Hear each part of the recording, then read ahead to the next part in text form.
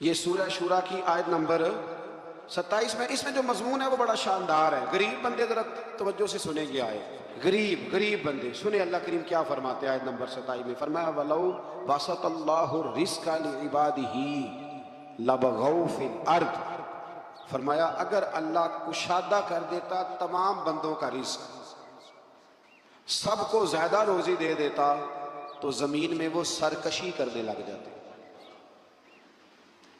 اللہ تعالیٰ فرماتا ہے کہ وہ اندازے کے مطابق دیتا ہے، جس کو جتنا چاہتا ہے عطا کر دیتا ہے۔ اگر اللہ، یاد رکھیں بہت سارے لوگ ہیں اگر ان کے پاس پیسہ آ جاتا وہ بغاوت کرتے۔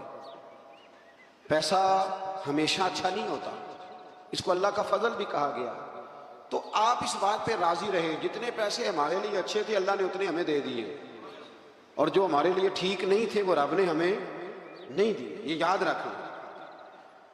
پھر اللہ تبارک و تعالیٰ نے آیت نمبر 33 میں فرمایا کہ سمندروں میں رواں دواں پہاڑوں کی مانند جہازوں کو ہم نے بنایا ہے، انہیں دیکھو گے تو تم انہیں ہماری نشانیاں پاؤ، اور وہ اپنے رب پر ہی توکل کرتے ہیں اور کبیرہ گناہوں سے اور بے حیائی کے کاموں سے بچتے اور غصے کے وقت معاف کرتے۔ یہ اللہ فرما رہا ہے کہ اس کے بندوں کی شان یہ ہے کہ معافی کب دیتے ہیں؟ غصہ کرنے کے بعد معافی مانگنے کی بات نہیں ہو رہی، غصے کے وقت وہ معاف کرتے، اور فرمایا اللہ تعالیٰ کے حکم کو قبول کرتے اور نمازوں کو قائم کرتے۔ مزید بتایا کہ مسلمانوں کے معاملات باہمی مشاورت سے طے ہوتے ہیں، اور برائی کا بدلہ اس جیسی برائی سے، یعنی عدل کا تقاضا ہے، لیکن جس نے اپنے قصوروار کو معاف کر دیا۔ اگر برائی کا بدلہ کوئی برائی سے دے گا تو یہ بھی عدل کا تقاضا ہے، بدلہ لینے کی اجازت ہے۔ کسی نے آپ کو برا کہا تو آپ نے بھی برا کہہ دیا، اجازت ہے، لیکن فرمایا اگر معاف کرو گے تو پھر تمہارا اجر اللہ کے ذمے ہے۔ حضرت ابوبکر صدیق بیٹھے تھے تو ایک شخص آپ کو برا بھلا کہہ رہا تھا، آپ خاموشی سے بیٹھے رہے، اس نے بڑا ہی کہا تو ایک جملہ حضرت ابوبکر صدیق نے بھی کہہ دیا۔ جب حضرت ابوبکر صدیق بولے تو حضور اٹھ کے چل پڑے۔ حضرت صدیق ایک بار پیچھے دوڑے، یا رسول اللہ جب تک وہ بول رہا تھا آپ بیٹھے رہے، جب میں نے بات کی تو آپ چل دیے۔ تو فرمایا ابوبکر جب تک وہ بول رہا تھا نا تو اللہ نے تیرے سرانے فرشتہ کھڑا کیا ہوا تھا جو تیری طرف سے جواب دے رہا تھا، اور جب تو خود بولا ہے نا جواب میں، جب تو خود بولا ہے تو فرشتہ اٹھ کے چلا گیا تو میں بھی آ گیا ہوں۔ تو یہ بہتر نہیں کہ فرشتے ہی جواب دیں، تو ہمیں کیا ضرورت پڑی ہے؟ لیکن ہم اللہ خیر کرے، اوہو ماں بدولت کو بات کر دی، یعنی مجھے ہی کہہ دیا ہے وہ، یعنی کہ میں، یہ تو بات کی بات ہے نا، کوئی گاڑی کراس کر کے دیکھے تو صحیح، پھر اس کو سزا ملتی ہے، 2-3 دفعہ اس کے آگے بریک لگائی جاتی ہے، اس کو بتایا جاتا ہے کہ ہمیں بھی گاڑی چلانی آتی ہے، تو پھر کیا ہوتا ہے؟ اس سے معاشرہ ٹھیک ہو گیا ہے اینٹ کا جواب پتھر سے دینے سے؟ اس طرح نہیں، آپ معاف کریں، بڑا حوصلہ، دل دریا سمندروں ڈونگے کون دلاں دیاں جانے۔ کچھ باتیں نا دل پہ لکھی جاتی ہیں۔ پہلی دفعہ میں نے ٹرک کے پیچھے لکھا ہوا دیکھا تھا، تو لنگ جا ساڑی خیر ہے۔ یہ بہت بڑا فکر ہے، یہ ہنسنے والی بات ہی بہت ساڑی، کیا مطلب؟ ٹرک والا آہستہ چلتا ہے تو منزل پہ نہیں پہنچتا ہے کہ نہیں؟ ایسے بھی ہیں جو کراچی سے چلتے ہیں اور پنڈی آتے ہیں، پہنچتے ہیں کہ نہیں پہنچتے؟ لیکن تو لنگ جا ساڑی خیر ہے، تو جانا کم دیکھ لیں گے۔ شادیوں کے موقع پہ کھانا کھلتا ہے، اب تو میں شادیوں پہ جاتا نہیں، بینڈ باجے کی وجہ سے چھوڑ گیا ہوں۔ تو کبھی بزرگ حکم دیتے تھے، گھر والے تو میں جایا کرتا تھا کسی موقع پہ تو میں بیٹھا رہتا تھا۔ کھانا آپ کو پتہ ہے نا، کھانا شادی پہ لوگ آخری کھانا سمجھ کے کھاتے ہیں، اور بڑے بڑے مہذب لوگ، ناراض نہ ہوئیے گا، بڑے بڑے سیانے لوگ، یعنی وہ بھی کھانا کھا رہے ہوتے ہیں، کئی دفعہ ان کے کپڑے بھی کھانا کھا رہے ہوتے ہیں، اور کوئی کان میں یہ بھی بتا دیتا ہے کہ جتنی بوٹیاں ساری ڈال لو، پتہ نہیں پلیٹ دوبارہ آئے گی کہ نہیں آئے گی۔ یہ اور بڑے بڑے وہ لوگ جو روز شام کو گوشت کھاتے ہیں، ان لوگوں کی بات کر رہا ہوں۔ تو میں کئی دفعہ بیٹھا رہتا ٹیبل پہ، تو کئی سیانے بندے ملتے، کہتے بیٹھیا نہیں گل بن گئی، ہاں مولوی صاحب بیٹھیا نہیں گل بن گئی۔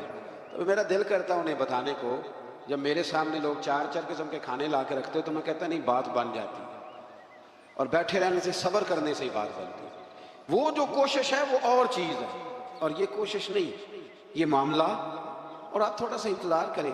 میرے ابا جی ایک بات کہا کرتے تھے، کہتے تھے بیٹے جب میں کسی کی بیٹی کی شادی میں جاتا ہوں تو میری کوشش ہوتی ہے میں کھانا نہ کھاؤں، دیکھ لوں لوگ روٹی کھا لینا تو پھر اور بڑی بات مجھے نقش رہ جاتی ہے اپنے بزرگوں کی، وہ فرمایا کرتے تھے کہ بیٹی کی شادی میں ایک پلیٹ کم پڑ جائے نا تو بچی جب تک زندہ رہتی ہے اسے تانے ملتے ہیں، لوگ معافی نہیں نہ دیتے. تو فرمایا کرتے تھے کہ کوشش کرو کسی کی بیٹی کی شادی میں جاؤ تو کھانا نہ کوشش کرو اینڈ پہ کھاؤ، بارات والے چلے جائیں فارغ ہو جائیں پھر کھانا کھاؤ. مطلب روٹی تو بندہ روز ہی کھاتا ہے اور عزت تو روز ہی نہ ملتی. یہ سیانے لوگوں کی باتیں تھیں. کوشش کیجئے گا اس پہ عمل ہو جائے، کوشش کیجئے گا اس پر عمل ہو جائے. وہ نا ساری زندگی کی باپ کی کمائی بیٹی کی بارات پہ لگی ہوئی ہوتی ہے، ساری زندگی. اور اگر کبھی بیٹی کی ماں کو اور باپ کو دیکھو تو وہ پنڈال میں پاگلوں کی طرح پھر رہے ہوتے ہیں، یا اللہ روٹی نہ کم پڑ جائے روٹی. اور بڑی مصیبت بنی ہوتی ہے. وہ پل صراط کا ٹائم ہوتا ہے، اگر میں کہہ دوں تو غلط نہ ہوگا، وہ پل صراط کا ٹائم ہوگا. میں نے شادی کر کے دیکھی ہیں بچیوں کی، مجھے اندازہ ہے یہ کتنا کٹھن مرحلہ ہے. لیکن ہم تو 2 منٹ کو پلیٹ بجا کے واپس آ جاتے ہیں. ہمیں کیا پتا کہ کسی کا کس طرح سے وہ ماحول خراب ہوتا ہے. اللہ سمجھنے کی توفیق عطا کرے.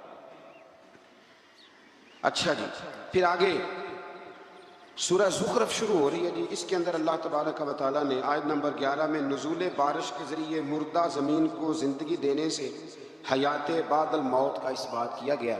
یعنی اگر زمین بنجر ہوتی ہے تو اس پہ آپ ہل چلا لیں، بیج ڈال دیں، پانی ڈال دیں تو وہ زندہ ہو جاتی ہے. تو اللہ بھی مرنے کے بعد لوگوں کو زندہ فرما لے گا. پھر آیت نمبر 12 سے 14 میں تمام چیزوں کے جوڑے بنانے، کشتیوں اور چوپایوں پر سوار ہونے اور سواری کے وقت یہ دعا پڑھنے کا بیان ہے. سبحان الذی سخر لنا ھذا وما کنا لہ مقرنین وانا الی ربنا لمنقلبون. پاک ہے وہ ذات جس نے اس سواری کو ہماری قدرت میں کر دیا اور ہم خود اس پر قادر ہونے والے نہیں تھے، اور بے شک ہم اپنے رب ہی کی طرف لوٹنے والے ہیں. آیت نمبر 31 میں کفار مکہ کا یہ مطالبہ بیان ہوا ہے کہ وہ کہا کرتے تھے کہ یہ قرآن 2 بستیوں یعنی مکہ اور طائف کے کسی بڑے آدمی پہ کیوں نازل نہیں ہوا. کہتے کسی امیر آدمی پہ نازل ہو جاتا، یہ نبی پاک صلی اللہ علیہ وسلم پہ نازل ہو گیا، حضور تو بظاہر غریب ہیں. تو وہ یہ مطالبہ کرتے. ابھی بھی لوگ کہتے ہیں کہ یہ مولویوں کی ٹیم تو غریبوں کی جماعت ہے. یہ مطلب دیکھیں نا، یہ لوگ انقلاب برپا کریں گے. اور بہت سارے لوگ ملکی حالات پر مولوی صاحب کا بات کرنا پسند نہیں کرتے. یعنی وہ سمجھتے ہیں کہ یہ قومی سطح کی بات ہے تو مسجد کا مولوی بات کرے. حالانکہ قرآن و سنت میں جو اللہ نے نظام مصطفیٰ صلی اللہ علیہ وسلم کے طور طریقے بتلائے ہیں وہ سب سے بہترین تدبیر ہے، اور تدبیر کا ترجمہ سیاست ہے. تو مکے والوں کا یہ اعتراض تھا کہ اللہ تعالیٰ کسی مالدار آدمی پہ معاذ اللہ نازل کرتا. وہ اکثر کہتے تھے کہ ولید بن مغیرہ پر یا ابو مسعود ثقفی پر نازل ہو جاتا معاذ اللہ. تو رب کیا فرماتا ہے؟ اللہ نے فرمایا کہ آپ کے رب کی رحمت کو یہ تقسیم کرتے، یعنی یہ فیصلہ تو اللہ تعالیٰ نے کرنا ہے کہ منصب نبوت کس کو عطا کیا جائے گا. ہم نے ان کی دنیاوی زندگی میں ان کی معیشت کے وسائل کو تقسیم کیا ہے، اور ہم نے معاشی اعتبار سے بعض کو بعض پر کئی درجے فضیلت دی ہے تاکہ وہ ایک دوسرے سے خدمت لیں. دیکھیں نا، غریب کسی اور رنگ میں خدمت کر دیتا ہے تو امیر کسی. یہ تو اللہ تعالیٰ نے درجات بنائے ہیں تھوڑے بہت تاکہ انسان کا انسان سے تعلق قائم رہے. اور آپ کے رب کی رحمت اس مال سے بہت بہتر ہے جس کو یہ جمع کر رہے ہیں. دنیا کی زندگی کی بے وقعتی کو بیان کرتے ہوئے فرمایا اگر لوگوں کے کفر میں مبتلا ہونے کا اندیشہ نہ ہوتا تو ہم ان کے لیے گھروں کی چھتیں، سیڑھیاں، دروازے اور مسندیں چاندی کی بنا دیتے. لیکن لوگوں کو اتنا زیادہ مال دے دیا جائے تو ڈر ہے کفر میں مبتلا ہو جائے. یاد رکھنا، سونے کی بھی بنا دیتے. یہ سب دنیا کا سامان زیست ہے، اور آپ کے رب کے پاس آخرت کی نعمتیں صرف متقین کے لیے. مزید فرمایا جو رحمان کی یاد سے غافل ہو کر اندھا ہو جاتا ہے اس پر ہم شیطان مسلط کر دیتے ہیں تو وہی اس کا ساتھی ہوتا ہے. جب آپ اللہ کی یاد سے نکل آتے ہیں تو پھر شیطان کے قبضے میں آ جاتے ہیں، پھر وہ جیسے چاہتا ہے. لوگ کہتے ہیں جی بات ٹھیک ہے مجھے نہیں سمجھ آتی، تو حالانکہ انہیں سزا ملی ہوئی ہوتی، اس لیے کسی بات کی انہیں سمجھ ہے. آیت نمبر 67 سے بتایا کہ دنیا میں جو منکرین کی ایک دوسرے کی دوستی کا دم بھرتے ہیں نا، یہ منکرین قیامت ایک دوسرے کی دوستی کا وہ ایک دوسرے کے دشمن بن جائیں گے. قیامت کے دن ایک دوسرے کے دشمن بن جائیں گے، یعنی ایک دوسرے کے خلاف سلطانی گواہ بنیں گے. وہ کہے گا اس نے مجھے گمراہ کیا، اور یہ کہے گا. لیکن جو متقی ہوں گے، الاخلاء یومئذ بعضهم لبعض عدو الا المتقین، اللہ اس آیت مبارکہ میں فرماتا ہے وہ دشمنی کریں گے، گہرے دوست قیامت میں دشمن بن جائیں گے، لیکن جو متقی ہوں گے نا ان کی دوستیاں قیامت کے دن بھی قائم رہیں گی. جن لوگوں کے ساتھ آپ کا دینی رشتہ ہے نا، دینی، وہ قیامت میں بھی قائم رہے گا. اور مزہ آتا ہے کچھ باتیں جب ایسی ہم دیکھتے ہیں. نبی پاک نے نا سیدھے ہاتھ میں حضرت ابو بکر کا ہاتھ پکڑا اور دوسرے ہاتھ میں حضرت عمر کا. تو نبی پاک صلی اللہ علیہ وسلم مسجد نبی کے سین میں آئے تو ایک صحابی کہنے لگا سبحان اللہ کیا بات ہے. تو حضور نے فرمایا خوش ہوئے ہو؟ عرض کی یا رسول اللہ ہاں. فرمایا میں جب قیامت میں جنت میں جاؤں گا تب بھی اسی طرح ہی جاؤں گا. تو یہ دوستیاں قیامت میں بھی قائم ہیں. جس کی داتا صاحب سے دوستی ہے، جس کی خواجہ اجمیر سے دوستی ہے، جس کی بابا فرید سے دوستی ہے، جس کی حضرت نظام الدین سے دوستی ہے، اور جس کی غوث پاک جیلانی سے دوستی ہے، وہ قیامت میں بھی قائم رہے. وہ یہ دوستیاں قیامت میں بھی قائم ہیں. ایک حدیث اور نہ سناؤں آپ کو.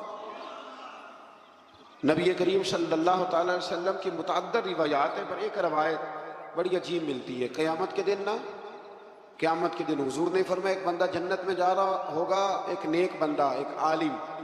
تو ایک بندہ آگے سے دوڑ کے آ جائے گا السلام علیکم. یہ مشکات کی حدیث اور بڑی مضبوط روایت عرض کر. بزرگ کہیں گے وعلیکم السلام. حضرت صاحب پہچانتے ہو؟ اب اس بندے کے لیے حکم دوزخ کا تھا، پہنچ گیا یہ جنتی کے پاس. بھلا کیسے پہنچا ہے؟ مجھے لگتا ہے اللہ نے خود ہی پہنچایا. بھئی سڑک ہی لیتا ہے جنت اور جہنم کی، لیکن یہ جنتی کے پاس کیسے پہنچ گئے؟ بتائیں نا. میری طلب بھی تو تیرے کرم کا صدقہ ہے. یہ پاؤں اٹھتے نہیں بلکہ یہ اٹھائے. ملاقات کرا دی، اس کو کہا حضرت صاحب پہچانتے ہو؟ کہا بیٹا نہیں. ہاں یہ مسئلہ بھی بڑا ضروری ہے. ضروری نہیں کہ کسی پیر کے زیادہ مرید ہیں تو وہ سب کو پہچانے. نسبت ہونا ضروری ہے، تعلق ہونا. وہ بزرگ کہیں گے نہیں میں نہیں پہچانتا. کہیں گے آپ ایک دفعہ آئے تھے تو میں نے وضو کرایا تھا، اور ایک روایت کے لفظ میں نے پانی پلایا تھا. او مالک تو کتنا کریم ہے، اور بزرگوں کی نسبت کتنی شاندار ہے. وہ عالم واپس پلٹ جائیں گے، عرض کریں گے یا اللہ مہربانی فرمائے اس نے پانی پلایا تھا، اللہ وضو کرایا تھا، میری اجرت میری محنت سے زیادہ کیوں ہے؟ میرے محسن تیرے احسان سے ڈر لگتا ہے. کہا وہ اللہ کی بارگاہ میں عرض کریں گے مالک مہربانی فرما. تو فرمایا فقط ایک اللہ والے کو پانی پلانے یا وضو کرانے کی برکت سے اللہ اس گناہگار کو بھی جنت عطا فرما دے. اللہ جنت دے دے گا اس کو. تو سمجھ لیں کہ متقین کی دوستیاں قیامت میں بھی. دوستیاں تو لوگوں کی ہوتی ہیں نا، آپ کو پتہ ہے نا. اب تو فلیکس سستی ہو گئی ہے، سارے ایم این اے کے ساتھ فوٹو لگوا سکتے ہیں. دوستیاں تو ہوتی ہیں نا، اور سیلفی بھی عام ہو گئی ہے. کھینچ کھینچ کے جناب سیلفیاں لوگوں نے لگائی ہوئی ہیں، فلانے وزیر کے ساتھ تو فلانے مشیر کے ساتھ تو فلانے کے ساتھ. دوستی وہی اچھی ہے جو داتا صاحب کے ساتھ ہے، بڑی پکی، بڑی شاندار، بڑی زبردست. داتا صاحب جایا کریں. داتا صاحب غوث اعظم سے پہلے کے بزرگ ہیں، غوث پاک سے پہلے کے بزرگ ہیں. اور خواجہ اجمیر خاندان چشت دنیا میں پھیلا ہے، پر خواجہ اجمیر کہا کرتے تھے کہ میں نے یہاں سے بڑا کچھ پایا. گنج بخش فیض عالم مظہر نور خدا ناکسارا پیر کامل. اور کامل آ رہا یہ تو خزانہ ہے، اور کوئی ناقص ہو تو یہ ان کا پیر ہے، تو کوئی کامل بھی ہو تو یہ ان کو بھی رہنمائی کرے. وقت نکال کے جایا کرے. ہمارے اصل میں قریب ہے نا، اس لیے ذرا مشکل ہے. قریب والی چیز کو ماننا بڑا مشکل ہوتا ہے. مثال دی تھی نا تھوڑے دن پہلے کہ چراغ کے بالکل نیچے میرے سنگی جانتے ہیں میں ٹائم نکال کے داتا صاحب جاتا ہوں اللہ کے فضل سے. اللہ کے فضل کئی دفعہ داتا صاحب جاتا ہوں تو پہچاننے والے مل جاتے ہیں، کہتے ہیں کوئی پروگرام سی. میں نے کہا ہاں داتا صاحب حاضری کا پروگرام تھا. ضروری ہے کہ پروگرام پہ ہی آئے آپ، تو اس لیے جایا کریں لیکن ادب کے ساتھ جائیں. وہ قبر کو چومنا یا جو ہے وہ معاذ اللہ تعالیٰ زیادہ جھکنا یا کوئی ایسی حرکت نہیں. 4 ہاتھ دور کھڑے رہیں، قرآن پاک پڑھیں، ان کی روح کو احسان ثواب کریں، اور وسیلے سے دعا مانگیں. وہ بھی اللہ سے مانگیں وسیلے. سمجھ آ رہی ہے؟ اور داتا صاحب کے تو سامنے جا کے بڑا بندہ کھڑا ہو جائے تو اللہ فیض سے مالا مال کر دیتا. کچھ جگہ جو ہوتی ہیں وہ ڈیپو ہوتی ہیں اللہ کے فضل، تو وہاں تو آپ سامنے جا کے کھڑے ہو جائیں تو تجلی پڑنی شروع ہو جائے. اور اتنا فیضان کم جگہوں پہ ہے جتنا داتا صاحب کے مزار پہ، کم جگہوں پہ. बड़े दरबारों पे आप जाएंगे ना तो रात को कहेंगे बंद हो गया। दाता साहब का मज़ार भी कभी बंद हुआ, इसका मतलब है सच्ची मुची दाता है। उसको दाता तो नहीं ना कहते जो कभी दे और कभी ना दे। बड़ा दाता साहब रहमतुल्लाह ताला अलैह पे तो एक अलग उन्वान चाहिए बात करने, किसी वक्त करेंगे इंशाअल्लाह ताला। मेरे बहुत सारे लेक्चर उस मौजू पे हैं, हज़रत दाता साहब की तालीमात पर कई हैं, इंशाअल्लाह किसी वक्त उनके अहवाल भी तफसील से बात करेंगे। अच्छा जी, इससे आगे फिर सूरह दुखान शुरू होती है। इसकी पहली आयत में तो कुछ वही मज़ामीन हैं जो पीछे बयान हो चुके हैं, और बिल्कुल शुरू में ना अल्लाह ने उस ख़ास रात का जिक्र फरमाया है जिससे बाद मुफस्सिरीन ने शब बारात कहा है, और बाज़ ने कहा नहीं, इससे मुराद लैलतुल क़द्र है। इसकी आयत नंबर 25 से बनी इसराइल की निजात और फिरौनियों के गर्क किए जाने के पस मंज़र में फरमाया वो कितने ही बागात, चश्मे, लहलहाते खेतों, उम्दा मोहल्ला और वो नेमतें जिनमें वो मसरूफ़ ऐश थे अपने पीछे छोड़ गए।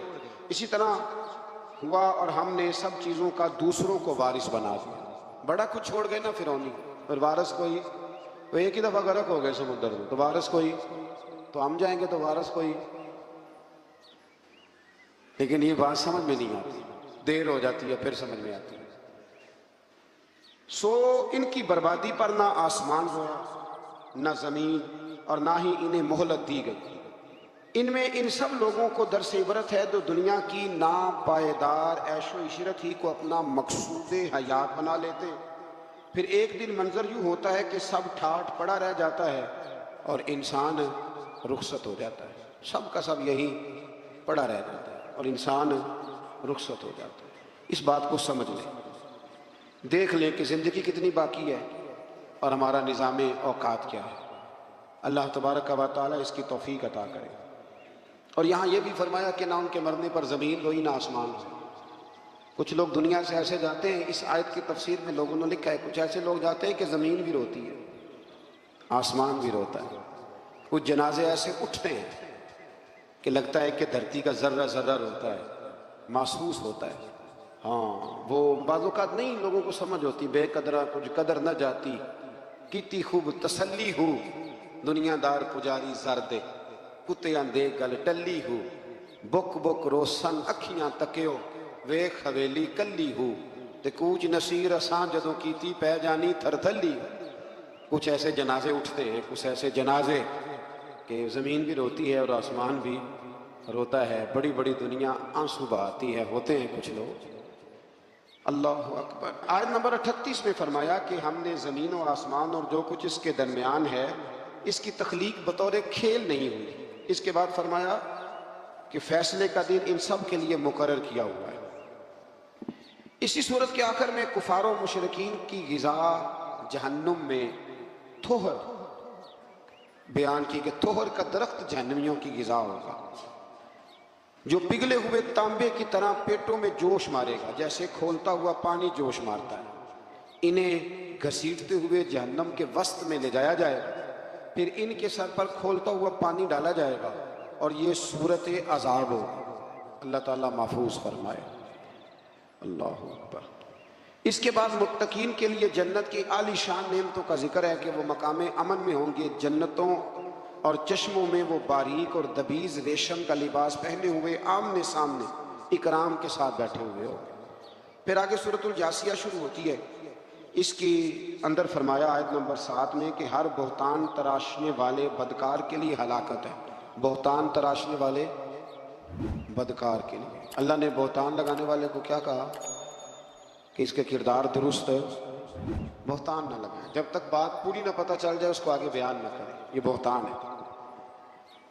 और जो बहुतान तराशने वाले बदकार के लिए हलाकत का बयान है जो अल्लाह ताला की आयात को सुनने के बाद कुफर पर डटा रहता है। कुफारे कुरैश ये कहते थे कि दुनिया में जो ज़्यादा खुशहाल और ताकतवर होगा वही आखिरत में भी खुशहाल और ताकतवर होगा। अल्लाह ताला ने आयत नंबर 21 में इसका रद्द फरमाया कि एलानिया गुनाहगारों और मोमिन और सालिहीन की ज़िंदगी और मौत बराबर नहीं होगी। ना इनकी ज़िंदगी एक जैसी होती है तो ना इनकी मौत एक जैसी होगी। जब ज़िंदगी और मौत एक जैसी नहीं तो कब्र अशर कैसे एक जैसा होगा। फिर आयत नंबर 23 में फरमाया कि बस क्या आपने उस शख्स को देखा जिसने अपनी ख्वाहिशात को ही अपना खुदा बना लिया। اس نے اپنی خواہشات کو ہی اپنا معبود بنا لیا، جو دل میں آتا ہے نفس میں آتا ہے اس کے پیچھے چل پڑتا ہے، خواہشات کو ہی اس نے خدا بنا لیا، اور اللہ نے اس کو علم کے باوجود گمراہ کر دیا، اور اس کے کان اور اس کے دل پر مہر لگا دی ہے، اس کی آنکھوں پہ پردہ ڈال دیا ہے، بس اللہ کے بعد اس کو کون ہے جو ہدایت دے سکتا ہے؟ تو کیا تم نصیحت قبول نہیں کرتے؟ یعنی ایک طرف اللہ اور اس کے رسول صلی اللہ علیہ وسلم کا حکم ہے، اور دوسری جانب بندے کے اپنے نفس کے مطالبات اور خواہشات، اور اللہ اور اس کے رسول کے حکم کو نظر انداز کر کے اگر اپنے نفس کی خواہشات کی پیروی کرے گا تو خواہ وہ کلمہ پڑھے لیکن عملاً اس نے اپنے نفس کو اپنا معبود بنا لیا۔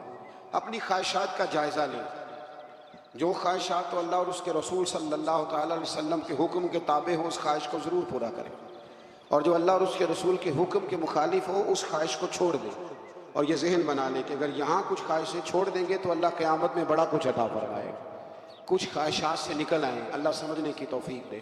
ایک مسئلہ کسی دوست نے پوچھا ہے، پہلے بھی میں نے ایک دو دفعہ ڈھکے چھپے لفظوں میں کچھ باتیں آپ کی خدمت میں عرض کی ہیں، پھر ایک دفعہ عرض کرتا ہوں۔ کسی نے پوچھا ہے کہ بہن کو زکوٰۃ لگ جاتی ہے، بہن کو زکوٰۃ لگ جاتی ہے لیکن اگر وہ اپنے گھر میں رہتی ہے اور غریب ہے اس کو زکوٰۃ لگ جاتی ہے۔ زکوٰۃ بیٹی کو نہیں لگتی چاہے وہ اپنے گھر میں رہتی ہے، اس کا ویسے باپ پہ حق ہے۔ پوتی کو زکوٰۃ نہیں لگتی اس لیے کہ دادا اس کی نسل کا وارث ہے۔ بہن کو زکوٰۃ، لیکن ایک مسئلہ ہے، بہن کو یا بھائی کو یا کسی اور کو زکوٰۃ دیں تو بتانے کی ضرورت نہیں کہ یہ زکوٰۃ ہے۔ پتہ ہے نا، پھر کئی دفعہ بھابیاں اور نندیں ایک دوسرے سے مقابلہ کرتی ہیں تو نیچا دکھانے کی بھی کوشش کرتی ہیں۔ صدر الشریعہ رحمۃ اللہ نے مسئلہ لکھا ہے بہار شریعت میں کہ آپ کہہ دیں کہ یہ میری طرف سے بچوں کی عیدی ہے، بتانے کی ضرورت نہیں۔ کچھ لوگ کہتے ہیں جی مطلب انہوں نے چھپا کے نہ رکھے ہوں، تو میں نے کہا ایسا کوئی بھی نہیں کہ جو بہن بھائیوں سے چھپا کے رکھے اور اتنا کمزور ہو جائے کہ روٹی بھی نہ کھائے، اتنا تو بیوقوف کوئی بھی نہیں، اور اگر اس نے چھپا کے رکھے ہیں تو وہ جانے اور رب جانے، آپ کی زکوٰۃ ہو گئی۔ ظاہری حال پر فتویٰ ہوتا ہے، لیکن چھوٹی بہن بیٹی کی طرح ہوتی ہے اور بڑی، تو جو بھائی اتنا قابل ہے وہ زکوٰۃ دے سکتا ہے تو مہربانی کرے نا، جس 1.25 کروڑ کی اس نے زکوٰۃ دینی ہے اس میں سے 10 لاکھ ویسے بہن کو دے دے تاکہ وہ بیچاری کوئی کاروبار کرا لے۔ جو مسئلہ ہے وہ میں نے عرض کر دیا ہے، جو مسئلہ ہے وہ میں نے بیان ہے، لیکن بہن کو زکوٰۃ دینی ہے، یعنی وہ بہن جو تیری اور تیری ماں اکٹھی، جن کو ایک ایک گھٹنے پہ تو ہوتا تھا دوسرے پہ بہن ہوتی تھی، اس کو اب زکوٰۃ دے گا تو بھائی کو بھی لگ جاتی ہے، پر تیرا ماں جایا نہیں، تیرے باپ کی اولاد نہیں، کیا بات کرتے ہو سب؟ میں نے جو مسئلہ تھا وہ میں نے بیان کر دیا، لگ جاتی ہے، لیکن یہ ظلم نہیں کہ بھائی زکوٰۃ لے رہا ہے اور تو دے رہا ہے، نہیں وہ لے رہا ہے کہ اتنا کمزور ہے کہ لینے لگ گیا، اور تو اتنا مالدار ہے تبھی تو دے رہا ہے نا۔ تو اس لیے مہربانی کریں، کچھ رشتوں کا ویسے ہی لحاظ کریں، کچھ کا ویسے ہی پاس کریں۔ عید آئی ہے، تھوڑی تھوڑی توجہ کریں ابھی سے، کوئی حرج نہیں۔ میں نے شروع میں بھی کہا تھا رمضان شروع ہوتے ہی کہ ایک جوڑا نا اس دفعہ کم پہن لیں، اور جن بہن بھائی کپڑے کم لیتے ہیں نا مہربانی کریں ان کو دیں، آپ کی مہربانی، ایک جوڑا کم لینے کوئی فرق نہیں پڑتا۔ جوتے 3 نہ خریدیں، ایک خرید لیں، اور چلیں 5000 والا جوتا نہ لیں، اس دفعہ 1500 والا پہن لیں، لیکن تھوڑی تھوڑی نا اتنی بچت کریں، قطرے قطرے سے دریا بھر جاتا ہے۔ جتنا امیروں کے میک اپ پہ خرچ ہوتا ہے نا اس سے غریبوں کی پوری جھونپڑی بن جاتی ہے۔ صرف مہربانی کریں میک اپ چھوڑ دیں، ہمارے میک اپ پہ جتنا خرچ ہوتا ہے نا خالی میک اپ پہ، اس سے بڑا کچھ ویسے ان کا بن جاتا ہے۔ کوئی نعمت کرتا ہوں جب، اچھا یہ بتائیں کہ زیادہ نماز کب پڑھنی چاہیے؟ زیادہ تو پڑھنی چاہیے جب رزلٹ اچھا آ جائے، شکر کے طور پر، لیکن ہم کیا کرتے ہیں اس وقت بھول جاتے ہیں۔ ایک دوست کے ہاں بیٹا پیدا ہوا تو اس نے 15 من مٹھائی بانٹی، تو اب سوال یہ ہے کہ یہ تو نے لوگوں میں بانٹ دی، اللہ کی بارگاہ میں شکرانے کے بھی 2 نفل پڑھے کہ نہیں پڑھے؟ وہاں بھی تو حاضر ہوا۔ تو اللہ فرماتے ہیں خود غرضی کا رشتہ انسان میرے ساتھ رکھتا ہے۔ پھر مزید بتایا کہ انسان کو تکلیف پہنچنے کے بعد اللہ کوئی رحمت عطا کرے تو وہ اسے انعام الہی سمجھنے کی بجائے اپنا حق سمجھتا ہے۔ جب میں نے محنت کی تھی مجھے ملنا ہی تھا، اگر اللہ کوئی چیز عطا کرتا ہے تو وہ کہتا ہے میری مشقت ہے، میرا حق ہے، معاذ اللہ، اپنا استحقاق سمجھتا ہے، اور قیامت کا انکار کرنے لگتا ہے۔ اور یہ کہتا ہے کہ اگر قیامت آ بھی گئی تو مجھے وہاں بھی یہ سب نعمتیں حاصل ہو جائیں گی۔ اللہ تعالیٰ فرماتا ہے کہ ہم کافروں کو ان کے اعمال بد کا مزہ سخت عذاب کی شکل میں چکھائیں گے۔ اس سے آگے پھر سورہ شورا شروع ہوتی ہے۔ شورا کا معنی مشورہ، شورا کا مطلب ہوتا ہے مشاورت، یعنی قرآن مجید نے پوری ایک سورت کا نام ہی سورہ شورا رکھ دیا۔ آپ کو پتہ ہے نبی پاک صحابہ سے مشورہ کرتے تھے، اور پیچھے آپ پڑھ رہے ہیں کہ کہا محبوب وشاورہم فی الامر، آپ کچھ کاموں میں نا اپنے غلاموں سے مشورہ لے لیا کریں، ان کی عزت میں اضافہ ہوگا۔ تو مشورہ کرنا چاہیے، مشورہ حضور کی سنت ہے۔ اور کئی دفعہ ایسے بھی ہوتا تھا کہ نبی پاک علیہ السلام صحابہ سے مشورہ فرماتے تھے تو حضور کی رائے بعض اوقات کچھ اور ہوتی تھی، صحابہ کی رائے اور ہوتی تھی، تو اگر زیادہ صحابہ کی رائے اور ہوتی اللہ کے نبی صحابہ کی رائے پہ عمل کرتے۔ یہ بڑی خاص بات ہے۔ حضور کا جو علم ہے نا وہ وحی کے ذریعے ہے، نبی پاک کا علم اللہ کا عطا کرنا۔ حضور نے جنگ احد کے موقع پر صحابہ سے مشورہ کیا۔ حضور نے فرمایا کہ میرا تو ارادہ یہ ہے کہ اندر رہ کے جنگ لڑی جائے، باہر نہ جایا جائے۔ تو کچھ صحابہ کہنے لگے کہ نہیں حضور کافر سمجھیں گے، ڈر گئے، تو ہم نے بدر میں ان کو بھگا دیا تھا جب 313 تھے، تو اب تو ہم 1000 کے قریب ہیں، باہر جا کے لڑیں گے۔ تو نبی پاک نے فرمایا ٹھیک ہے جیسے تمہارا مشورہ۔ باہر گئے، پر اس جنگ میں نقصان ہوا، تکلیف ہوئی، لیکن کہیں یہ حوالہ نہیں ملتا کہ حضور نے فرمایا میں نے تمہیں کہا تھا نا نہیں باہر جانا، یہ حوالہ نہیں ملتا۔ ہمارے ہاں پہلے تو مشورہ لیتے نہیں، اور پھر دوسری بات مشورہ دینے والے کو سمجھنا چاہیے کہ میں مشورہ دے رہا ہوں، حکم نہیں دے رہا ہوں۔ مشورہ قبول بھی کیا جا سکتا ہے، رد بھی کیا جا سکتا ہے۔ میں پیچھے آپ کو 22ویں پارے میں بتا آیا ہوں کہ حضرت ابو بکر، عمر، عثمان و علی، طلحہ اور زبیر کے بھی خندق میں مشورے تھے، پر نبی پاک نے بات حضرت سلمان فارسی کی پسند فرمائی۔ تو مشورہ دیں، حکم مشورہ دیا کریں، حکم نہ دیں۔ ٹھیک ہے، مشورہ قبول بھی کیا جا سکتا ہے اور اس کو رد بھی کیا جا سکتا ہے۔ اسی سورہ مبارکہ کی آیت نمبر 8 میں بتایا کہ اگر سب لوگوں کو جبری اطاعت اللہ کی مشیت ہوتی تو سب لوگوں کو ایک دین پر کاربند فرما دیتا، لیکن جزا و سزا کا مدار اختیاری اطاعت پر، اور جو اپنے اختیار سے اطاعت کریں گے وہی رحمت کے حقدار ہوں گے۔ فرمایا میں چاہتا تو تمہیں مجبوراً کلمے پڑھا دیتا، مجبور کر دیتا نماز پڑھنے پر، میں نے تمہیں عقل اور شعور دیا ہے۔ مرضی سے اطاعت کرو گے تو میں تمہارے اوپر رحمتوں کا نزول فرماؤں گا۔ اور ایک بات سمجھ لیں آپ، یہ بات سمجھ لیں آپ کہ مذہب اسی کا ہے کہ انسان اپنی مرضی سے نیکی کرے۔ کہ لوگ کہتے ہیں نا جی مجھے مطلب کوئی گردن سے پکڑ کے نیکی کرائے، تو وہ نیکی تو نہ ہوئی، وہ تو آپ اونٹ کی ناک میں بھی نکیل ڈال دیں تو وہ بھی پیچھے چلنے لگ جاتا ہے۔ پھر انسان کا اور جانور کا فرق کیا رہا؟ اسی طرح کچھ صاحب کہتے ہیں جی حضرت صاحب کی نظر ہو جائے تو سارے کام، بھئی حضرت صاحب نے رستہ بتانا ہے۔ اللہ کے رسول سے بڑی کسی کی نظر نہیں تھی، پر حضور بھی رستہ ہی بتاتے تھے۔ حضور نے یوں نظر ڈال کے کوئی اثر کر کے لوگوں کو کلمہ نہیں پڑھایا، حالانکہ میرے محبوب کی نظر کی تو کیا ہی بات ہے۔ ہم لوگ نظر عنایت کا معنی بھی غلط کرتے ہیں۔ نظر عنایت کا یہی معنی ہے کہ جو تجھے کچھ دے رہا ہے نا وہ تجھے تبلیغ بھی اس طرح کی کرے کہ تیرے دل میں اتار دے، اور پھر تیرے لیے دعا بھی کرے، یا اللہ جو میں نے کہا ہے نا اس پر فضل فرما، اسی کو نظر عنایت۔ اب اگر نظر عنایت کا یہ ترجمہ کریں کہ مجھے رسیاں ڈال دی جائیں اور نظر اس طرح کی ہو کہ مجھے کھینچ کے مسجد میں پیر صاحب پہنچائیں، تو یہ معنی غلط ہے۔ اللہ فرماتے ہیں میں جبراً اطاعت نہیں کراتا، میں اختیار دیتا ہوں۔ کہتے ہیں نظر کرم کرے میں نمازی بن جاؤں۔ خدا کے بندو، نمازی بننے کے لیے آپ کے پاس دیکھیں نا، آپ ایم اے کر لیں، پی ایچ ڈی کر لیں، ایم فل کر لیں، ایم بی بی ایس کر لیں، پر قیامت کے دن جو نماز کا سوال ہوگا اس کا تو پہلے سے پتہ ہے کہ نہیں؟ ماں باپ کو راضی رکھنا چاہیے، اس کا پہلے سے پتہ ہے کہ نہیں؟ اس کے لیے کسی شخص کا پروفیسر، لیکچرار، عالم، فاضل، انجینئر ہونا ضروری؟ تو اللہ جبراً اطاعت نہیں کراتا، عقل دیتا ہے، عقل کے مطابق چلیں۔ آیت نمبر 10 سے اختلاف کی صورت میں اللہ تعالیٰ کی طرف رجوع کرنے کا بیان ہے کہ جب حالات بالکل ہی سمجھ میں نہ آئیں تو پھر رب کی بارگاہ میں عرض کرو کہ یا اللہ ہدایت کا رستہ واضح فرما۔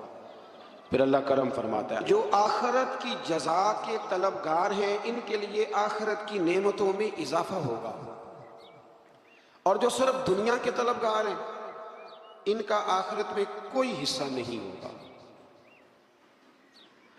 ایک بندہ سویرے دکان پہ جاتا ہے تو اس لیے سے جاتا ہے کہ میں نے کھول کے مال کمانا ہے، اس نے دنیا کمائی، اس کا آخرت میں کوئی حصہ نہیں۔ لیکن ایک بندے نے سویرے دکان کھولی کہ میں رزق حلال کماؤں گا، میں لوگوں کے سامنے ہاتھ پھیلانے سے بچوں گا، اور پھر جو کماؤں گا نا اس میں اللہ کے غریب بندوں کی مدد بھی کروں گا۔ تو اب اس دکان کھولنے میں آخرت کا حصہ بھی شامل ہو گیا۔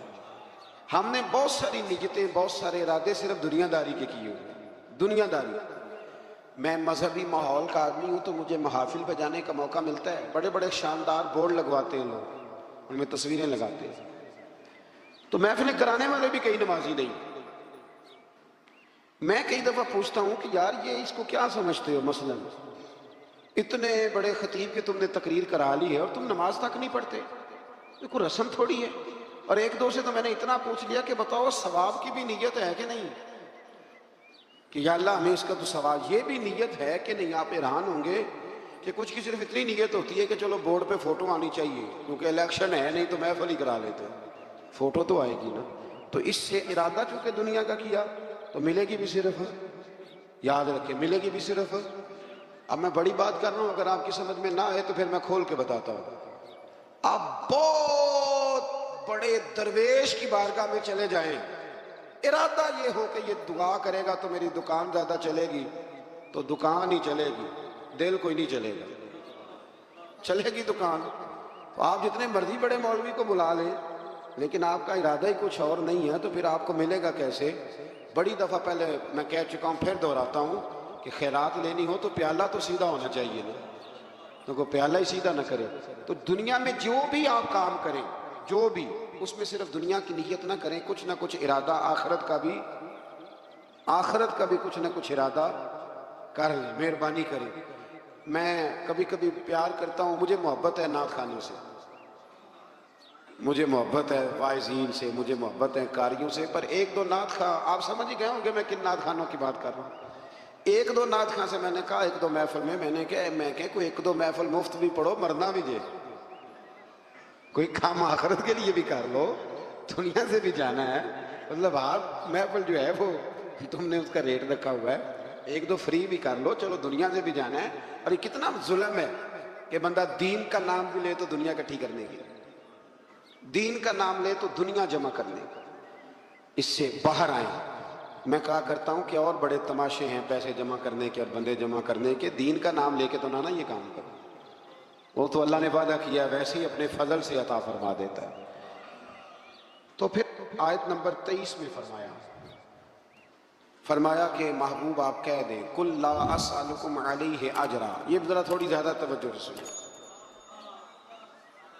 نبی پاک صلی اللہ علیہ وسلم کے نا بہت زیادہ اخراجات تھے، گھر میں 11 ازواج ہیں، حضور صلی اللہ تعالیٰ علیہ وسلم 9 تو ایک وقت میں رہتی تھی، اور صاحبزادیاں ہیں، خرچے ہیں، مہمان بڑے آتے ہیں۔ یہ آستانوں پہ علماء اور مشائخ کے پاس کبھی صرف آپ چائے پانی کا خرچہ ہی شمار کر لینا کتنا ہوتا ہے، اور آپ جس کو نہیں پلائیں گے وہ کہے گا کہ اخلاق ہی کوئی نہیں۔ بھئی اخلاق کے ساتھ جیب کی بھی تو ضرورت ہوتی ہے نا۔ تو صحابہ نے نا پلٹ کر دیکھا کہ نبی پاک علیہ السلام کے اخراجات زیادہ ہیں اور آمدن کوئی نہیں۔ حضور اعلان نبوت سے پہلے تجارت فرماتے تھے، اور یہ جو دین کا کام ہوتا ہے نا، یہ دین کا کام کرتے ہوئے اگر آپ کسی کو کہیں نا ساتھ کچھ اور بھی کر تو ممکن نہیں رہتا۔ اس لیے نبی پاک صلی اللہ تعالیٰ علیہ وسلم سے ہی یہ سلسلہ رہا کہ سرور کائنات علیہ السلام نے پھر کاروبار چھوڑ دیا اور حضور صرف دین کی بات کر دی۔ صحابہ نے جب یہ ملاحظہ کیا تو اب انہوں نے نا ایک دن بیٹھ کے مشورہ کیا، یار عجیب بات نہیں، جو جاتا ہے حضور کے دروازے سے خالی نہیں آتا، لیکن بظاہر آمدن کوئی نہیں۔ ایک پروگرام بنایا کہ تھوڑے تھوڑے پیسے نا ہر مہینے جمع کریں گے، ہر مہینے، اور حضور کی بارگاہ میں نذرانہ پیش کریں گے۔ سب نے پیسے جمع کیے اور ڈیوٹی لگائی حضرت عباس کی جو نبی پاک کے چچا ہے، کہ یہ حضور کی بارگاہ میں عرض کریں کہ یا رسول اللہ یہ ہم کچھ دے تو نہیں سکتے جو آپ نے تبلیغ کی ہے، پر چلو یہ تھوڑا سا نذرانہ ہے۔ حضرت عباس لے کے گئے، حضور کی بارگاہ میں پیش کیا۔ محبوب نے کیا فرمانا تھا، رب نے قرآن ہی نازل فرما دی۔ فرمایا محبوب قُلْ لَا أَسْأَلُكُمْ عَلَيْهِ أَجْرًا إِلَّا الْمَوَدَّةَ فِي الْقُرْبَى۔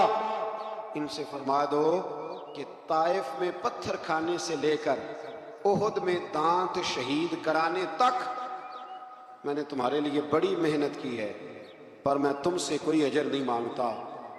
हाँ, अगर कुछ देना ही है ना तो मेरे करीबियों से प्यार करते रहना, मेरी फातिमा से प्यार करना, मेरे अली से प्यार करना, आयशा, खतीजा, हफ्सा और सौदा से प्यार करना, हसन से प्यार करना, हुसैन से प्यार करना, इनसे प्यार करना। और फिर सहाबा ने मोहब्बत करके दिखाई, उन्होंने फिर इस आयत पर अमल करके दिखाया। जब सहाबा में वजीफे बांट रहे थे ना हजरत उमर के ज़माने में, तो सबको 25-25 हज़ार दिनार मिले। हजरत उमर के साहिबजादे अब्दुल्ला इब्न उमर बदर में भी शरीक थे, ओहद में भी शरीक थे, खंदक में भी उन्हें 25 हज़ार मिला। हसन हुसैन की बारी आई तो उमर ने 50-50 हज़ार दिनार दिया। हजरत उमर के बेटे ने घर जाके अम्मा से शिकायत की कि अम्मा, मैं तो नबी पाक के ज़माने में जिहाद करता था तो हसन और हुसैन तो बच्चे थे, तो आज वजीफे देने की बारी आई है तो अब्बा ने उनको ज़्यादा दिया, मुझे कम दिया, तो मेरी तो जरूरत नहीं है, तो आप बात करें। तो अम्मा ने भी बड़े तरीके से लेके हजरत उमर से बात की, क्योंकि डायरेक्ट तो शेर के करीब जाते ही कोई नहीं ना, आपको पता। बड़े तरीके से ना दाएं बाएं होके बड़े सलीके से कहा, बच्चा ये बात कह रहा था। तो हजरत उमर कहने लगे, चल पुत्र के पास चलते। जाके बेटे को खड़ा करके बताया, कहने लगे, पुत्र उठ जरा, क्या कहा तूने, हसन हुसैन को ज्यादा क्यों दिया? फरमाया, बता तेरी नानी का नाम भी खतीजा है, बता तेरी अम्मा का नाम भी फातिमा है, तेरे बाप का नाम अली है, क्या तेरे नाना का नाम भी मोहम्मद मुस्तफ़ा है? फरमाया, पुत्र मैंने बाकियों को खिदमत देख के दिया है, हसन और हुसैन को निस्बत देख के दिया है। दीन में मोहब्बत अहले बैत का बड़ा ही दर्जा है। मैंने रमज़ान के पहले जुमे में कहा था, वो हमारे यहाँ ना बड़ी बड़ी मुश्किल है, कोई इधर से निकल आती है आवाज़, कोई इधर से निकल आती है। मैंने पहले जुमे कहा था तो मुझे कुछ लोगों ने कहा कि जनाब आपने फ़िक्रे जांच तोल के कहे हैं। मैंने कहा कि मेरी कोशिश होती है, मैं तो रूटीन में भी बात सोच समझ के करता हूँ, रूटीन में भी, तो फिर बयान करते वक्त कैसे ये हो सकता है? मैंने कहा मैं आज भी कहता हूँ कि 5 नमाजें पाबंदी से पढ़े, और जब से बालिग हुआ है तब से पढ़े, हर साल हज करे, हर साल रमजान के रोजे रखे, सुबह से शाम तक खैरात करे, और अगर मुस्तफ़ा करीम के अहले बैत से प्यार नहीं ना करेगा तो बेईमान का बेईमान मरेगा। हाँ, ये पक्की बात है, कोई गुंजाइश नहीं, कोई दो राय नहीं, इसलिए कि रसूलुल्लाह के घर वालों की मोहब्बत ईमान है। ओ भाई, मैं आपको क्या बताऊं, घर वालों की मोहब्बत ये ईमान है। मैं अपने एक बुजुर्गों को ना, चले बात आती है तो कर देता हूँ, तो मैं ईद देने गया, होते हैं ना हमारे रस्म होती है उस्तादों को, मशाइख को, नजराना, हमने क्या ईद देनी हो। अभी मैं गया एक घर में, तो मैं अपने बेटे को साथ ले गया, बड़े को। मुझे वो कहने लगे कि ईद बेटे को कैसे लाए हो? मैं क्या हज़रत साहब इन्हों दसना है भी इतने आउंदियां रहना है, तो अपनी नस्लों को बताते हैं कि हमारा मौसम कौन है, तो नस्लों को बताते हैं। तो ये याद रखें कि ये क्या बात हुई कि आप कहें कि जी ठीक है जी, ये भी ठीक है तो वो भी ठीक है। नहीं, ठीक यही है कि जिसका रसूलुल्लाह की औलाद से प्यार है उसका ईमान मजबूत है। यही सबक हजरत अबू बकर सिद्दीक ने पढ़ाया है, यही सैयदना फारूक आजम का दर्स है। ऐसे ही उस्मान गनी इतने बड़े मालदार हो के रसूलुल्लाह के अहले बैत के घर में झाड़ू दिया करते थे, हुजूर के सेन में झाड़ू देते थे उस्मान गनी। ये हमें सहाबा ने सिखाया है कि रसूलुल्लाह की अहले बैत का प्यार।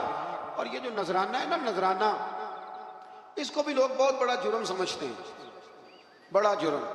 और मैंने कल देखा नहीं, आप हजरत साहब को नजराना दे रहे थे, तो सहाबा अगर नबी पाक को नजराना दे और हुजूर कबूल कर ले तो कहते हैं कामिल पीर वो होता है जो रोटी भी ना खाए, कपड़े भी ना पहने।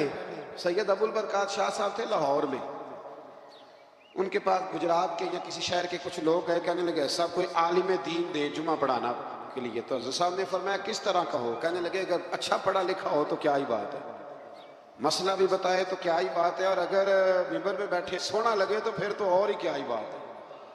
तो हज़रत साहब अगर कुरान मजीद भी वही सुनाए ना तरावियों में तो फिर उस पर भी सोने का ज़वाब है। फरमाने लगे चलो बंदोबस्त कर लेते हैं, दोगे क्या? माना खिदमत क्या करोगे? तो कहने लगे जी खिदमत तो हम नहीं कर सकते, गरीब लोग हैं। तो हज़रत साहब फरमाने लगे फिर मैं तुम्हें एक आलिम का पता बताता हूँ, सोना भी बड़ा है, कुरान भी बड़ा उसे आता है, बातें सारी, और खाता पीता भी कुछ नहीं। कहा वो कौन? कहने लगे जिब्रील अमीन को ले जाओ, रोटी तो ना खाएगा, बात वो फरिश्ता है खाता पीता, उसको ले जाओ। अजीब फलसफा है ना जी। और खुदा के बंदो, सही बुखारी की हदीस है, सही बुखारी, نبی پاک نے حضرت عمر کو کچھ دیا تو عرض کی حضور مجھے ضرورت نہیں، تو نبی پاک نے فرمایا جو بن مانگے مل جائے نا وہ اللہ کی طرف سے ہوتا ہے، اسے رکھ لے۔ جب آپ کسی عالم کو، کسی صوفی کو، کسی کو دیتے ہیں تو اس کو سمجھ لیں میں کوئی ماحول نہیں بنا رہا اللہ کے فضل سے، میں کوئی ماحول، یہ باتیں کرتے ہوئے ڈر بھی بڑا لگتا ہے نا، لوگ جدھر مرضی بات کو لے جاتے ہیں، میں کوئی ماحول نہیں بنا رہا۔ اور اللہ کے فضل سے وہ جو میرے پیر بھائی ہیں نا، یہ جو ہوتے ہیں نا مرید اور شاگرد، ان کا درجہ اولاد کا ہوتا ہے، تو بچے سے تو بندہ حکمن بھی لے سکتا ہے نا، لیکن الحمدللہ تعالیٰ میرے پیر بھائی آپ کو ایسی کوئی بات نہیں کبھی بتائیں گے، اللہ کے فضل سے نہیں بتائیں گے۔ اس نے یہ مزاج نہیں دیا، اس نے یہ طبیعت نہیں دی، اس نے یہ رنگ نہیں دیا، یہ ذوق نہیں ہے ہمارا، ہمیں سکھایا نہیں گیا۔ تو ایسی کوئی بات نہیں، کوئی کو ماحول بنانا نہ سمجھے، اس کو کوئی بندہ ماحول بنانا نہ سمجھے، لیکن جو بات درست ہے وہ درست ہے۔ علماء کی، مشائخ کی، بزرگوں کی، جہاں جہاں آپ ہیں آپ وہاں ان کی خدمت کرنے کی کوشش کریں۔ اللہ کے بندے کو اللہ کا بندہ سمجھ کے جب خدمت کرو، ہو سکتا ہے کچھ لوگ ایسا بھی کام کریں جو بظاہر طبیعت کے مطابق نہ ہو، پر کہنا ہم اس رسول کے ماننے والے ہیں جو ہمیشہ دلوں کا سہارا بنا کرتے، جو ٹھنڈک پہنچایا کرتے۔ عزیز بھائی، ایک اور بات بھی آپ سے عرض کرنی ہے کہ جو غصہ ہوتا ہے نا انسان کی طبیعت میں، یہ غصہ نہ آنا بھی ایک بیماری ہے، غصہ آنا بھی چاہیے۔ وَغْلُظْ عَلَيْهِمْ، دین کے دشمنوں پر بندے کو غضبناک ہونا چاہیے۔ محبوب بھی غصہ کرتے ہیں۔ حضرت عائشہ صدیقہ رضی اللہ تعالیٰ عنہ فرماتی ہے اگر کوئی دین کی حدیں توڑتا تھا نا، شریعت کے تو حضور غصہ کرتے، یعنی کچھ لوگ کہتے ہیں فلانے کو غصہ آتا ہی نہیں، تو میں نے کہا یہ بھی بیماری ہے، اس کا بھی علاج ہونا چاہیے۔ اگر کہیں شریعت کی نافرمانی ہو رہی ہے، اسے غصہ نہیں آتا، تو یہ بھی قابل علاج بیماری ہے، اس کا بھی علاج ہونا چاہیے۔ آپ کو غصہ، اعلیٰ حضرت فرماتے ہیں دشمن احمد پہ شدت کیجیے، وہ ملحدوں سے کیا مربت کیجیے، شرک ٹھہرے جس میں تعظیم حبیب، اس برے مذہب پہ لعنت کیجیے۔ آپ کو کبھی کبھی دین کے معاملے کے اندر غصہ بھی آنا چاہیے۔ جس حدیث میں یہ لفظ موجود ہے نا اللہ کی رضا کے لیے محبت کرو، اس میں یہ بھی ہے کہ رب کی رضا کے لیے بغض بھی رکھو، غصہ بھی آنا چاہیے۔ لیکن ہمارا مسئلہ یہ ہے ہمیں دین کے دشمن پر غصہ نہیں آتا، وہاں تو انسانیت جاگتی ہے، ہمیں غصہ آتا ہے ذاتی دشمنوں سے، اور حضور کا اخلاق یہ ہے کہ ذاتی دشمن پر غصہ کرنا ہی نہیں، جو ذات کا دشمن ہے اس پر ناراضگی قطعاً نہیں کرنی، وہ ذات کا۔ حضرت عائشہ صدیقہ رضی اللہ تعالیٰ عنہ نے حد بیان کر دی، یہ لفظ بیان کر کے ایک اتنا بڑا اخلاق کا دائرہ کھینچ دیا ہمارے گرد کہ ہمیں اپنی زندگی میں اس اصول کو کبھی نہیں توڑنا۔ سیدہ عائشہ صدیقہ رضی اللہ تعالیٰ عنہ ارشاد فرماتی ہے نبی کریم صلی اللہ تعالیٰ علیہ وسلم نے کبھی اپنی ذات کے لیے کسی سے انتقام نہیں لیا، کبھی نہیں لیا، مسلم شریف میں موجود ہے۔ اور دوستوں کبھی نہیں لیا اپنی ذات کے لیے انتقام۔ میلاد منانے کے لیے تشریف لانے والوں، حضور کی محفل میلاد میں حاضر ہونے والوں، کتنے زیادہ جھگڑے ہیں اس وقت جو فقط ہماری ذاتیات کے جھگڑے ہیں، صرف اور صرف ہم اپنی ذات کا بت بنائے، معاذ اللہ لوگوں سے دور ہو گئے۔ کبھی اپنی ذات کے لیے حضور نے انتقام نہیں لیا، کبھی جلال آیا بھی تو حدود اللہ کے معاملے میں۔ آج کیوں نہ اپنے دل پر یہ ارادہ کریں، فیصلہ کریں کہ ذاتیات کے جھگڑے چھوڑ دیں گے ہم، جہاں ہمارا ذاتی معاملہ ہوگا وہاں ہم اپنی ذات کا بت چکنا چور کر دیں گے۔ اور پھر انسان کو غصہ آتا ہے یا نہ اپنے ماتحتوں پر، لوگ غصہ کرتے نہیں ملازمین پر، اور بعض ایسے نادان ہیں جو خواتین پر بھی غصہ کرتے ہیں، لیکن میرے محبوب کریم علیہ السلام کی یہ عادت صحیح کتب، صحیح احادیث میں حضور کا یہ اخلاق موجود ہے۔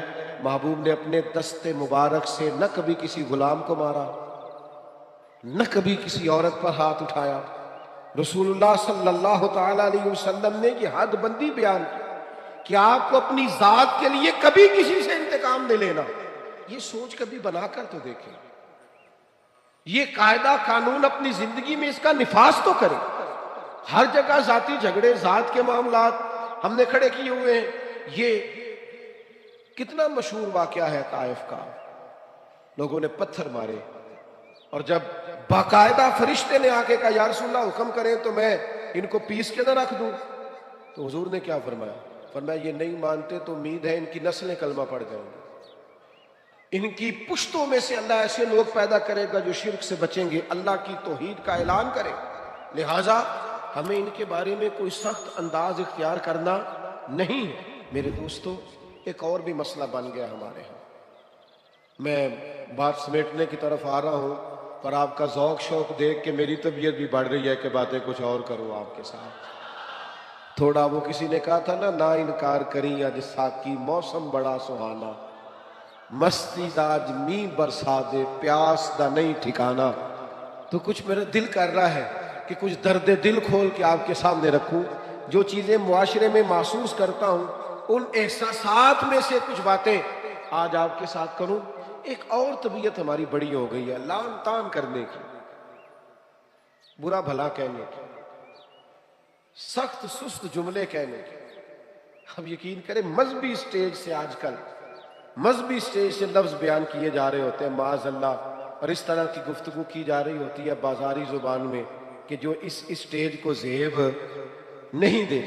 اتنے اعزاز والی جگہ پر بیٹھ کر آپ اتنی کمزور بات کر رہے ہیں، کچی بات کر رہے ہیں، اور ایسا جملہ بول رہے ہیں جو جملہ ہی بازاری ہے۔